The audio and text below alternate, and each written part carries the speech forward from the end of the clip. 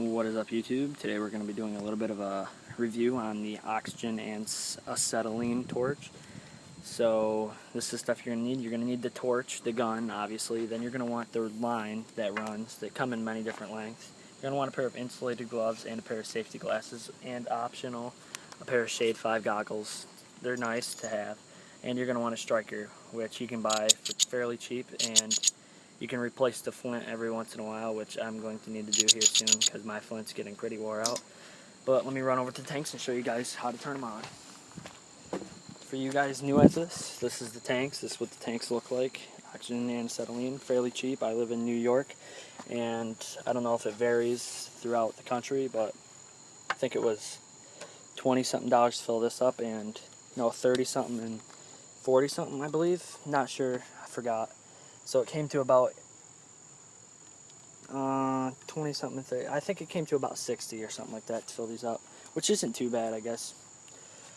But here's the dial. You're just going to want to turn that on with a crescent wrench, which I already turned it on. And for this one, it's just nozzle, turn that on. So let's go back over to our station.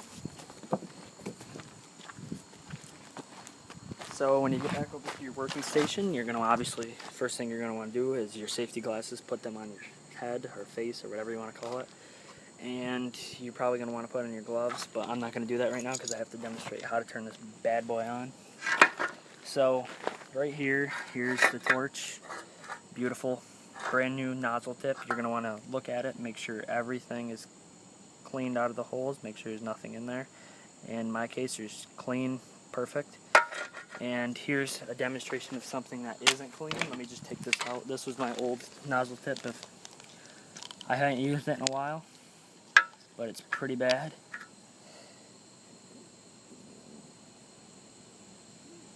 Hold on, let me set this. That's filthy. Now this is what the new nozzle tip came in. I believe it was like $12 or something, but who cares? Got a new one. Works fine. I've used it for just a couple of minutes. Set that one off to the side. So what you're going to want to do to start this thing up is you're going to want to go over to your oxygen and acetylene things at the bottom. I'm not really sure what they're called. And you're going to want to turn on your acetylene first. So I'm going to go ahead and turn that on. Once I turn that on, I'm going to strike this. But I'm not have it turned on yet. And then I'm going to go down to this oxygen down here and turn that on. You won't really see any noticeable effects unless you press this, which is the thing that blows the oxygen out the end to puncture the metal when it's molten. But you won't notice anything in the oxygen until we adjust this right here, which adjusts the ratio coming out of the end. So let me turn on my acetylene. You might be able to hear it out the end. And let me strike this. So just strike it like that. And you're going to want to adjust this until the black smoke off that goes away. So, oh, kind of close to that hose, don't you think?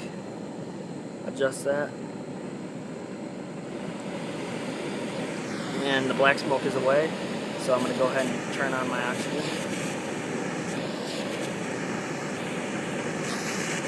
And my oxygen's on. You can't really notice any difference. And you're going to want to go down to this one right here and adjust this. So that's a pretty good area for adjustment, which is almost the perfect thing.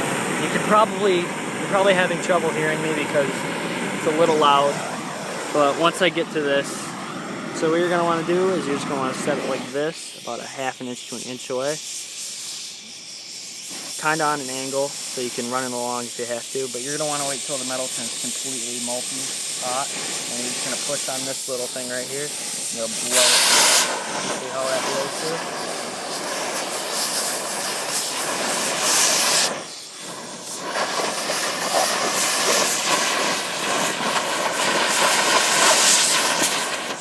And that's what it can do. It can do a lot more than that. I can probably blow.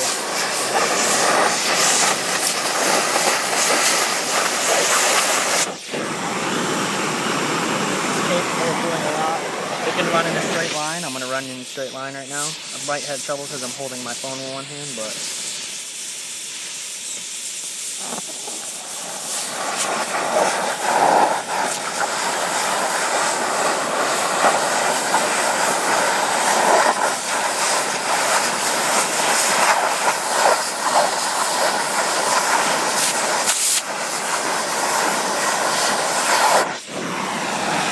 how it can run.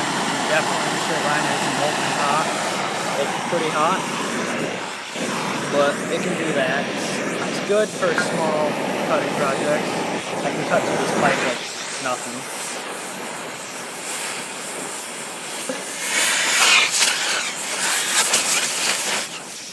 So that pipe's disconnected. Pipe's disconnected. I can cut it right here. Actually, I might just cut this whole. I might just melt everything right there. There you go.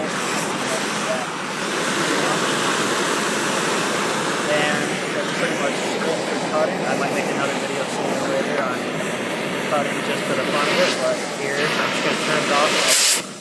Talk to you guys. So you're going to want to go down here, turn off your oxygen. And then you're going to want to go over here to your acetylene. Turn this off. Once you're done with that, you're going to want to go over to your tanks and turn them off. You're all done. But that's pretty much the basics of doing this. Pretty simple and pretty fun to do. And it's not too expensive. The tanks are the most expensive part. This stuff right here is probably, maybe for this and the lines, it's probably a couple, maybe 100, 200, possibly 300. I don't know. These are older. I bought these a while ago, but they work fine. And as you can tell, that completely cut that. So that's pretty much the only thing that I had to show you guys. Hopefully you guys enjoyed this video on using the plasma cutter, or not plasma cutter, I wish I had a plasma cutter. Oxygen and acetylene cutter or torch. And I'm going to be posting another video in a couple days on my helmet review for the Hobart Hood XFS model, which is the model that is the auto darkening. It goes to like a shade 11 or something, or 12, I'm not sure. But hope you guys enjoyed this video. Comment, like, subscribe. Comment if you have any questions. Comment if you want to recommend something to me. I'm fairly new to doing all this crap, but I think I know enough to do this. It's pretty simple, and I'm pretty good with flux and stick. And a little bit of MIG. I don't use MIG a lot. I usually use flux cord and stick. Stick is my big thing. But I hope you guys enjoyed this. Comment down below for suggestions in later videos. And peace, guys. See ya.